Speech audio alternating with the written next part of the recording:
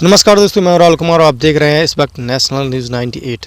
दोस्तों आपको बता दें कि हमारे देश में एक तो महामारी आई थी, ऊपर से 3 काले कानून जो जिन्होंने किसानों पर बहुत गहरा असर बना लिया है। दोस्तों तो आपको बता दें कि पहले हमारे देश में एक महामारी आई, सबसे बड़ी महामारी, जिसकी वजह से किसानों पर जो मुसीबत आई उसका तो आप बिल्कुल भी नहीं पूछिए। और उसके बाद जो ये 3 काले कानून जो सरकार ने लागू किए, केंद्र सरकार ने, उनके पीछे तो चाहे वो महामारी होती तब तो किसान निपट लेता और घर में सुरक्षित रह सकता था, अपनी खेती बाड़ी, अपनी फसल उगा के काम कर ही लेता जो करना था।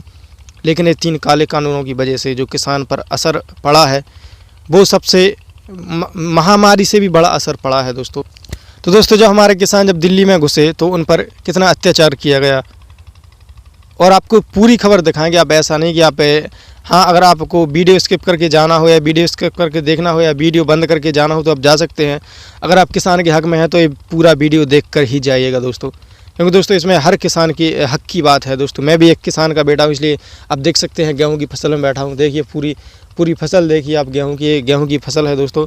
तो आपको बता दें कि जो किसानों पर 3 काले कानून लागू किए गए थे उस पर किसानों को बहुत ही कठिनाइयों से उसका सामना करना पड़ रहा है। और जब ट्रैक्टर परेड हुई थी 26 जनवरी को दिल्ली के अंदर, तब हमारे किसानों पर बहुत अत्याचार हुए, उन पर लाठीचार्ज किया गया, उन पर पानी की बौछारें मारी गई, उन पर उनके लिए आंसू गैस के गोले भी छोड़े गए। आप इससे बड़ी और दुर्दशा क्या हो सकती है। और लाठीचार्ज तो हो ही रहा है। मैं आपको फोटो भी दिखाऊंगा जिस प्रकार से किसानों पर जो अत्याचार हुए, उनको लाठियाँ चलाएंगे, उनके ऊपर उनको बुरी तरह से मारा गया। और जो किसानों और पुलिस के भी बीच में जो भिड़ंत हुई उसका मज़ा तो मोदी जी ले ही रहे हैं, अभी भी ले रहे हैं। और वो अपने एक साइड टीवी में जो उनके पत्रकार हैं, दलाल पत्रकार, आज तक वाले, एबीपी न्यूज़ वाले, ऐसे जो दलाल पत्रकार हैं वो उनको आराम से दिखा रहे हैं कि आप बैठिए मोदी जी और हम आपको पूरा लाइव टेलीकास्ट दिखाते हैं।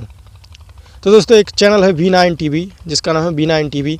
वो जो पत्रकार उसका मुझे पता नहीं, एक वो दिखा रहा है एक ट्रैक्टर की जो ट्राली होती है उसमें किसी ने बोतलें रख दी जो भी दारू की हो, पता नहीं, ये साफ तो दिख नहीं रही कि ये दारू की बोतलें हैं, लेकिन रख दी हैं। और वो कैमरे में अपनी टीवी स्क्रीन पर दिखा रहे हैं कि किसान ड्रग्स बेच रहा है यहाँ पर। जब आपको पता हो किसानों को 50 से 60 दिन हो चुके हैं दिल्ली बॉर्डर पर बैठे हुए, तो वो लोग ये दिखा रहे हैं कि किसान ये शराब की बोतलों का जो बेच रहा है, शराब की बोतलों का व्यापार कर रहा है और हर जगह पहुंचा रहा है, और ये साथ ही ड्रग्स का व्यापार कर रहा है। तो दोस्तों क्या ये होना चाहिए हमारे किसानों के साथ? आप खुद सोचिए कि जो 2 वक्त की रोटी भी जिसको चैन से नसीब नहीं होती, वो शराब की तस्करी या शराब का व्यापार क्या करेगा?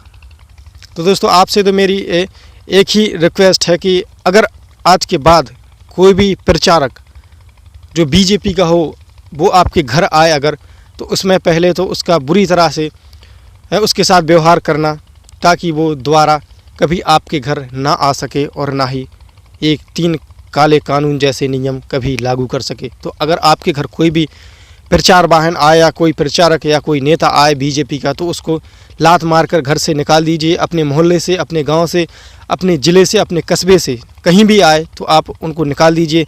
नहीं तो हमारा देश आज कितनी बुरी स्थिति में है ये तो हम और आप ही जान सकते हैं।